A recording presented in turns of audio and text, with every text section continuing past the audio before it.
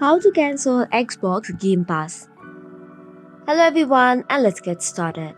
Have you subscribed to a Game Pass but now want to unsubscribe it? Then it is quite simple.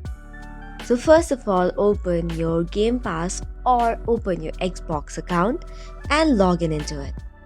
Make sure you're logged in into your Microsoft's Xbox account. Go to your profile and then click on the settings. Once you go on a setting, if you have a Game Pass subscribe, you will see a manage icon.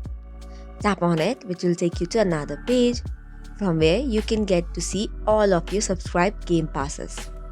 Now you have to tap on the unsubscribe button, which is on the bottom, and you should be good to go. And just by that, you have unsubscribed from the Game Pass as well. So this is all for today's video. For more such contents, do not forget to hit the like and subscribe button. Thank you and keep watching.